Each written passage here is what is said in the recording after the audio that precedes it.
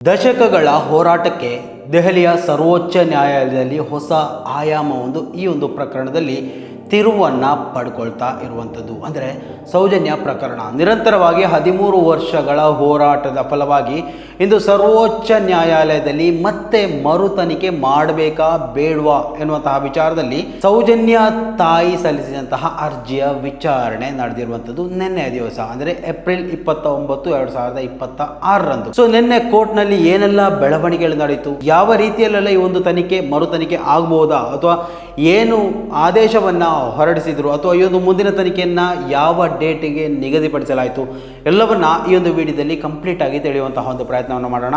ಅದಕ್ಕೂ ಮೊದಲು ಈ ಒಂದು ವಿಡಿಯೋವನ್ನು ನೀವು ಮೊದಲನೇ ಬಾರಿ ವೀಕ್ಷಣೆ ಮಾಡುವವರಾಗಿದ್ದರೆ ಖಂಡಿತವಾಗಿಯೂ ಈ ಒಂದು ಚಾನಲನ್ನು ಸಬ್ಸ್ಕ್ರೈಬ್ ಮಾಡ್ಕೊಂಡು ನೋಡಿ. ಮಾತ್ರ ಅಲ್ಲ, ನಿರಂತರವಾಗಿ ಇಂತಹ ಅಪ್ಡೇಟ್ಗಳನ್ನು ನಿಮ್ಮ ಮುಂದೆ ತರುವಂತಹ ಪ್ರಯತ್ನವನ್ನ ನಾವು ಮಾಡ್ತೀವಿ. ಗಿಡುಗನ ಜೊತೆ ಸೆಡೆಸುತ್ತ ಗಿಣಿ ನರಳಿತು ಪ್ರತಿಕ್ಷಣವು ಅನುಭವಿಸುತ್ತ ನರ ನರ ನರಕ. ಅಂತೂ ಇಂತೂ 13 ವರ್ಷಗಳ ಸತ್ಯದ ನ್ಯಾಯದ ಪರ ಹೋರಾಟಕ್ಕೆ ಕೊನೆಗೂ ಸುಪ್ರೀಂ ಕೋರ್ಟ್ ಮನ್ನಣೆ ನೀಡಿದ ಹಾಗೆ ಕಾಣ್ತಾ ಇದೆ. ನಿನ್ನೆಯ ಆ ಒಂದು ಆದೇಶವನ್ನು ಗಮನಿಸಿದರೆ ಗೊತ್ತಾಗುತ್ತೆ, ರಾಜ್ಯ ಸರ್ಕಾರಕ್ಕೆ ಚಾಟಿ ಬೀಸಿರುವಂಥದ್ದು ಮಾತ್ರವಲ್ಲ, ಸಾಕ್ಷಿಗಳನ್ನು ನೋಡಿ, ಹಲವು ಈ ಒಂದು ಪ್ರಕರಣದಲ್ಲಿ ಪ್ರತ್ಯೇಕವಾಗಿ ಸೌಜನ್ಯ ಪ್ರಕರಣದಲ್ಲಿ ಹಲವು ಸಾಕ್ಷಿಗಳು ಈಗಾಗಲೇ ನಾಶ ಆಗಿದೆ. ಇನ್ನು ಉಳಿದಿರುವಂತಹ ಸಾಕ್ಷಿಗಳನ್ನು ಯಾವುದೇ ಕಾರಣಕ್ಕೂ ನಾಶ ಮಾಡಬಾರ್ದು ಎನ್ನುವಂತಹ ಉದ್ದೇಶದಿಂದ ಮೊದಲನೇ ಹಂತದಲ್ಲಿ ಸಾಕ್ಷಿಗಳಿಗೆ ಅಭಯಹಸ್ತವನ್ನು, ಸಾಕ್ಷಿಗಳನ್ನು ರಕ್ಷಣೆ ಮಾಡುವಂತಹ ಪ್ರಯತ್ನವನ್ನು ಸುಪ್ರೀಂ ಕೋರ್ಟ್ ಮಾಡ್ತಾ ಇರುವಂಥದ್ದು. ಸೊ ಆ ಒಂದು ಕಾರಣಕ್ಕೆ ಮೊದಲೇ ಹೇಳಿದೆ, ಉಳಿದ ಎಲ್ಲ ಸಾಕ್ಷಿಗಳಿಗೆ ರಕ್ಷಣೆ ನೀಡುವಂತೆ ರಾಜ್ಯ ಸರ್ಕಾರಕ್ಕೆ ಹೇಳಿರುವಂಥದ್ದು. ನಿನ್ನೆ ದಿವಸ ಅಂದರೆ ಏಪ್ರಿಲ್ 29, 2026 ನಿನ್ನೆ ದಿವಸ ನಡೆದಂತಹ ಈ ಒಂದು ಆದೇಶವು ನಿಜವಾಗ್ಲೂ ಈ ಒಂದು ಪ್ರಕರಣದಲ್ಲಿ, ಸೌಜನ್ಯ ಪ್ರಕರಣದಲ್ಲಿ ಇನ್ನೂ ಕೂಡ ಈ ಒಂದು ಪ್ರಕರಣವನ್ನು ಜೀವಂತವಾಗಿಸಬಹುದು ಅಥವಾ ನ್ಯಾಯ ಸಿಗುವಂತಹ ನಿರೀಕ್ಷೆಯನ್ನು ಹುಟ್ಟಿಸಬಹುದು ಎನ್ನುವಂತಹ ಬಲವಾದ ನಿರೀಕ್ಷೆ ಎಲ್ಲರಲ್ಲೂ ಭರವಸೆಯನ್ನು ಮೂಡಿಸಿರುವಂಥದ್ದು. ಸೌಜನ್ಯ ಪ್ರಕರಣವನ್ನ ಆಲಿಸಿದಂತಹ ದ್ವಿಸದಸ್ಯ ಪೀಠ ನಿನ್ನೆ ದಿವಸ ನೀಡಿದಂತಹ ಪ್ರಮುಖ 3 ಅಂಶಗಳನ್ನ ಈ ಒಂದು ವಿಡಿಯೋದಲ್ಲಿ ವಿವರಿಸ್ತಾ ಹೋಗ್ತೇನೆ. ಮೊದಲನೇದಾಗಿ, ಸಾಕ್ಷಿಗಳಿಗೆ ಅಭಯ ಹಸ್ತ. ಸೌಜನ್ಯ ಪ್ರಕರಣದ ಪ್ರಮುಖ ಸಾಕ್ಷಿಗಳು ಎನ್ನಲಾಗುವಂತಹ ವ್ಯಕ್ತಿಗಳಿರ್ಬೋದು ಅಥವಾ ಬೇರೆ ಏನೋ ವಸ್ತುಗಳಿರ್ಬೋದು, ಇಂತಹ ಪ್ರಮುಖ ಸಾಕ್ಷಿಗಳು ಈ ಮೊದಲೇ ನಾಶವಾಗಿರುವುದು ಈ ಒಂದು ಆದೇಶವನ್ನು ಕೊಡಲಿಕ್ಕೆ ಪ್ರಮುಖ ಕಾರಣ. ಹೀಗಾಗಿ ಉಳಿದ ಎಲ್ಲ ಸಾಕ್ಷಿಗಳಿಗೆ, ಎಲ್ಲ ಸಾಕ್ಷಿಗಳು ಸೌಜನ್ಯ ಈ ಒಂದು ಪ್ರಕರಣದಲ್ಲಿ, ಅತ್ಯಾಚಾರ ಮತ್ತು ಕೊಲೆ ಪ್ರಕರಣದಲ್ಲಿ ಬೇರೆ ಯಾವುದೆಲ್ಲ ಸಾಕ್ಷಿಗಳು ಬಾಕಿ ಇದೆಯೋ ಅದನ್ನು ಈವಾಗಲಿಂದಲೇ, ಅಂದರೆ ಯಾವಾಗ ಆ ಒಂದು ಆದೇಶ ಬರುತ್ತೆ ತಕ್ಷಣದಿಂದ ಆ ಒಂದು ಸಾಕ್ಷಿಗಳಿಗೆ ರಕ್ಷಣೆ ನೀಡುವಂತೆ ಸುಪ್ರೀಂ ಕೋರ್ಟ್ ಆದೇಶವನ್ನು ಕೊಟ್ಟಿರುವಂಥದ್ದು. ಸೊ ಇಲ್ಲಿ ಸಾಕ್ಷಿ ನಾಶ ಅಥವಾ ಸಾಕ್ಷಿಗಳನ್ನು ಬೆದರಿಸುವಂತಹ ವ್ಯಕ್ತಿಗಳಿಗೆ ತೀವ್ರ ಹಿನ್ನಡೆ ಅಂತ ಕೂಡ ನಾವು ಈ ಒಂದು ಪ್ರಕರಣದಿಂದ ಗಮನಿಸಬಹುದು. ಇನ್ನು ಸುಪ್ರೀಂ ಕೋರ್ಟ್ ಈ ಒಂದು ಪ್ರಕರಣದಲ್ಲಿ ಪ್ರಮುಖವಾಗಿ ಹೇಳಿರುವಂತಹ ಎರಡನೆಯ ವಿಚಾರ ಅಂತ ಹೇಳಿದರೆ, ರಾಜ್ಯ ಸರ್ಕಾರಕ್ಕೆ ಈ ಒಂದು ಪ್ರಕರಣದಲ್ಲಿ ತರಾಟೆ ಮಾಡಿರುವಂಥದ್ದು, ಚಾಟಿ ಬೀಸಿರುವಂಥದ್ದು. ಇಷ್ಟೊಂದು ಗಂಭೀರವಾದಂತಹ ಪ್ರಕರಣದಲ್ಲಿ ರಾಜ್ಯ ಸರ್ಕಾರ ತೋರ್ಪಡಿಸ್ತಾ ಇರುವಂತಹ ನಿರಾಸಕ್ತಿ ಸರಿಯಲ್ಲ. ನೋಡಿ, ಈ ಒಂದು ಪ್ರಕರಣದಲ್ಲಿ ಕೋರ್ಟ್ ಖಂಡಿತವಾಗಿಯೂ ಸಂತ್ರಸ್ತ ಕುಟುಂಬದ ಪರವಾಗಿ ನಿಲ್ಲಕ್ಕಿದೆ ಎನ್ನುವಂತಹ ಆ ಒಂದು ಆಶಾಭಾವನೆಯನ್ನು ಮೂಡಿಸಿರುವಂಥದ್ದು. ತೀವ್ರವಾಗಿ ಸರ್ಕಾರದ ಪರ ವಕೀಲರನ್ನ ತರಾಟೆಗೆ ತೆಗೆದುಕೊಂಡಿದೆ. ಇದು ಇಷ್ಟೊಂದು ಗಂಭೀರವಾದ ಪ್ರಕರಣ, 13 ವರ್ಷಗಳಿಂದ ಇನ್ನೂ ಜೀವಂತವಾಗಿರುವ ಪ್ರಕರಣ. ಸೊ ಈ ಒಂದು ಪ್ರಕರಣದಲ್ಲಿ ಅದು ಹೇಗೆ ನೀವು ಒಂದು ರೀತಿಯಲ್ಲಿ ಆಸಕ್ತಿ ಇಲ್ಲದವರ ರೀತಿಯಲ್ಲಿ ಏನೋ ಬೇಕೋ ಬೇಡೋ ಅಂತ ನೀವು ಹೇಗೆ ಅದು ಪ್ರಯತ್ನ ಪಡ್ತೀರಿ, ಒಂದು ರೀತಿಯಲ್ಲಿ ಉತ್ಸಾಹ ತೋರಿಸಿ ಈ ಒಂದು ಪ್ರಕರಣವನ್ನು ಬಯಲಿಗಿಡಲು ನೀವು ಯಶಸ್ವಿ ಪ್ರಯತ್ನವನ್ನು ಮಾಡಿ ಅಂತ ಸರ್ಕಾರವನ್ನು ಸುಪ್ರೀಂ ಕೋರ್ಟ್ ತರಾಟೆಗೆ ತೆಗೆದುಕೊಂಡಿರುವಂಥದ್ದು.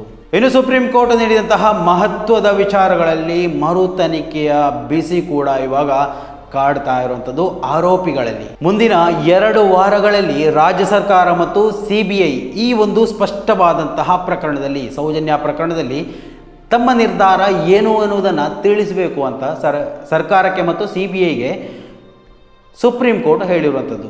ಬರೀ ತಮ್ಮ ನಿಲುವನ್ನು, ನಿರ್ಧಾರವನ್ನು ತಿಳಿಸುವುದು ಮಾತ್ರ ಅಲ್ಲ, ಲಿಖಿತ ರೂಪದಲ್ಲಿ ಕೋರ್ಟ್ಗೆ ಸಮರ್ಪಣೆ ಮಾಡಬೇಕು ಅಂತ ಕೂಡ ಕೇಳ್ಕೊಂಡಿರುವಂಥದ್ದು.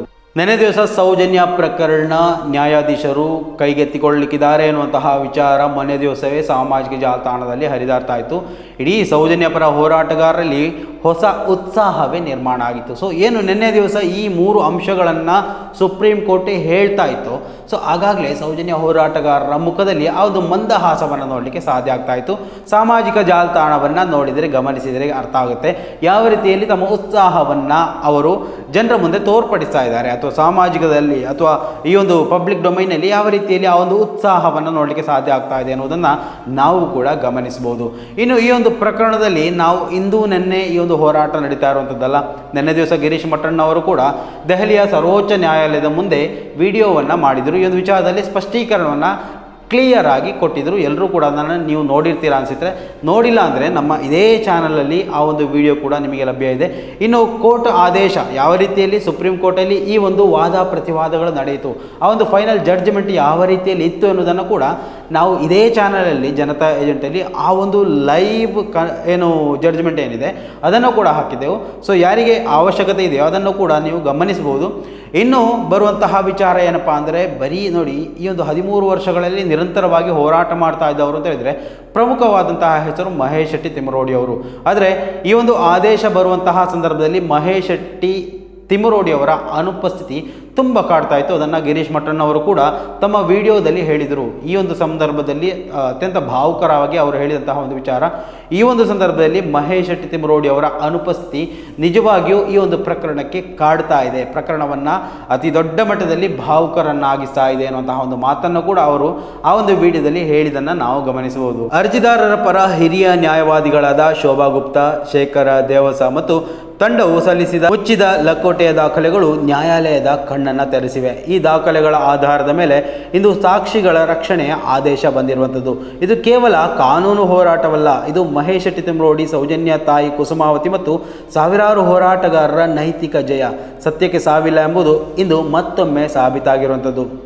ಈ ಒಂದು ಪ್ರಕರಣದ ಮುಂದಿನ ಹಿಯರಿಂಗನ್ನು ಸರ್ವೋಚ್ಚ ನ್ಯಾಯಾಲಯ ಮುಂದಿನ ಜುಲೈ 14ಕ್ಕೆ ಮುಂದೂಡಿರುವಂಥದ್ದು. ಇದೇ ಒಂದು ವಾದ ಪ್ರತಿವಾದದಲ್ಲಿ ಸಂತೋಷ್ ರಾವ್ ಪರ ವಕೀಲರು ಅಡ್ವೊಕೇಟ್ ಗುರುರಾಜು ಕೂಡ ಈ ಒಂದು ಪ್ರಕರಣದ ವಾದ ಪ್ರತಿವಾದದಲ್ಲಿ ಭಾಗವಹಿಸಿದರು.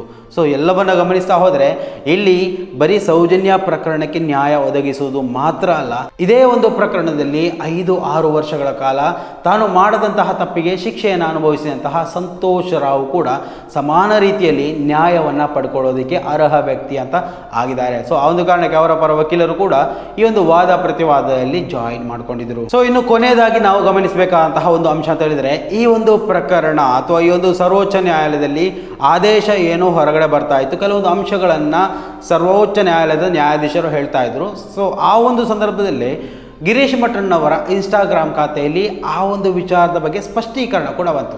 ಸೊ ಏನದು ಸ್ಪಷ್ಟೀಕರಣ ಅನ್ನೋದನ್ನು ಕೂಡ ಗಮನಿಸ್ತಾ ಬರೋಣ. ಮಾನ್ಯ ದೆಹಲಿ ಸುಪ್ರೀಂ ಕೋರ್ಟ್ನಲ್ಲಿ ಸೌಜನ್ಯ ಪ್ರಕರಣ ಅದ್ಭುತ ಬೆಳವಣಿಗೆ ಆಗಿರುವಂಥದ್ದು. ಅಂದರೆ 29/4/2026 ದೆಹಲಿ ಸರ್ವೋಚ್ಚ ನ್ಯಾಯಾಲಯದಲ್ಲಿ ಸೌಜನ್ಯ ಪ್ರಕರಣ ವಿಚಾರಣೆ ನಡೆಯಿತು. ಅಲ್ಲಿನ ಪ್ರಮುಖ ಅಂಶಗಳು ಹೀಗಿವೆ. 1. ಸೌಜನ್ಯ ಪ್ರಕರಣದ ಎಲ್ಲ ಸಾಕ್ಷಿಗಳಿಗೆ ತಕ್ಷಣದಿಂದ ರಕ್ಷಣೆ ನೀಡಬೇಕು. ಈ ಹಿಂದೆ ಕೆಲವು ಪ್ರಮುಖ ಸಾಕ್ಷಿಗಳು ಸಂಶಯ ಸಾವು ಹೊಂದಿರುವ ಆಧಾರದ ಮೇಲೆ ಈ ನಿರ್ದೇಶನ ನೀಡಿದೆ. 2ನೇದಾಗಿ, ಮರು ತನಿಖೆ ಕುರಿತ ತಮ್ಮ ನಿಲುವನ್ನು CBI ಮತ್ತು ರಾಜ್ಯ ಸರ್ಕಾರ 2 ವಾರಗಳಲ್ಲಿ ಲಿಖಿತ ರೂಪದಲ್ಲಿ ನೀಡಬೇಕು. ಮರು ತನಿಖೆ ಯಾವ ತನಿಖೆ ಸಂಸ್ಥೆ ನಡೆಸಬಹುದು ಎನ್ನುವುದನ್ನು ಕೂಡ ತಿಳಿಸಬೇಕು. 3ನೇದಾಗಿ, ಇಂತಹ ಗಂಭೀರ ಪ್ರಕರಣದಲ್ಲಿ ನೀವು ಇಷ್ಟೊಂದು ನಿರಾಸಕ್ತಿ ತೋರುವುದು ಸರಿಯಲ್ಲ ಅಂತ ರಾಜ್ಯ ಸರ್ಕಾರದ ಪರ ವಕೀಲರಿಗೆ ಮಾನ್ಯ ಸರ್ವೋಚ್ಚ ನ್ಯಾಯಾಲಯ ತರಾಟೆಗೆ ತೆಗೆದುಕೊಂಡಿತು. ಪ್ರಮುಖ ಸಾಕ್ಷಿ ಮತ್ತು ದಾಖಲೆಗಳ ವಿವರಗಳನ್ನು ಮುಚ್ಚಿದ ಲಕೋಟೆಯಲ್ಲಿ ಮಾನ್ಯ ನ್ಯಾಯಾಲಯದ ಗಮನಕ್ಕೆ ಅರ್ಜಿದಾರರ ಹಿರಿಯ ನ್ಯಾಯವಾದಿಗಳು ತಂದಿದ್ದಾರೆ ಮತ್ತು ಆ ಅಂಶಗಳು ಮನ್ನಣೆ ನೀಡಿ ಪ್ರಮುಖ ಸಾಕ್ಷಿಗಳಿಗೆ ರಕ್ಷಣೆ ನಿರ್ದೇಶನ ಮಾಡಲಾಯಿತು. ಈ ಬೆಳವಣಿಗೆ ವಿಶೇಷವಾಗಿ ಸೌಜನ್ಯ ಪ್ರಕರಣದ ಎಲ್ಲ ಪ್ರಮುಖ ಸಾಕ್ಷಿಗಳಿಗೆ ರಕ್ಷಣೆಗೆ ಆದೇಶ ಮಾಡಿರುವುದು ಅತಿ ದೊಡ್ಡ ಆಶಾದಾಯಕ ಬೆಳವಣಿಗೆ. 13 ವರ್ಷಗಳಲ್ಲಿ ಸೌಜನ್ಯ ಪ್ರಕರಣದ ಸಾಕ್ಷಿಗಳಿಗೆ ದೇಶದ ಸರ್ವೋಚ್ಚ ನ್ಯಾಯಾಲಯ ರಕ್ಷಣೆ ನೀಡಿರುವುದು ನ್ಯಾಯಾಲಯ ಮೇಲೆ ನಂಬಿಕೆ ಬರುವಂತೆ ಆಗಿದೆ. ಇದು ಸಾಮಾಜಿಕ ಆಂದೋಲನ ಆಗಿರುವ ಸೌಜನ್ಯ ಹೋರಾಟಕ್ಕೆ ಸಿಕ್ಕ ಮನ್ನಣೆ ಆಗಿದೆ. ಮಹೇಶ್ ಶೆಟ್ಟಿ ತಿಮ್ಮರೋಡಿ, ಸೌಜನ್ಯ ತಾಯಿ ಕುಸುಮಾವತಿ ಮತ್ತು ನಮ್ಮೆಲ್ಲ ಹೋರಾಟಗಾರರು ಎತ್ತಿದ ನ್ಯಾಯದ ಧ್ವನಿಯಲ್ಲಿ ನೈತಿಕತೆ, ಸತ್ಯ ಅಡಗಿದೆ ಎಂದ ಅಡಗಿದೆ ಎಂದು ಇಂದಿನ ನ್ಯಾಯಾಲಯದ ಬೆಳವಣಿಗೆ ತಿಳಿಸುತ್ತದೆ. ಅರ್ಜಿದಾರರ ಪರವಾಗಿ ಹಿರಿಯ ನ್ಯಾಯವಾದಿಗಳಾದಂತಹ ಶೋಭಾ ಗುಪ್ತಾ, ಶೇಖರ ದೇವಸ, ಶ್ರೀ ನೂಲವಿ ಮತ್ತು ಶ್ರೀ ಆಶುತೋಷ ದುಬೆ, ಅನೇಕ ಕಿರಿಯ ಸುಪ್ರೀಂ ಕೋರ್ಟ್ ನ್ಯಾಯವಾದಿಗಳು, ಸಂತೋಷ್ ರಾವ್ ಪರವಾಗಿ ಹಿರಿಯ ನ್ಯಾಯವಾದಿ ಶ್ರೀ ಗುರುರಾಜು ಹಾಜರಿದ್ದರು.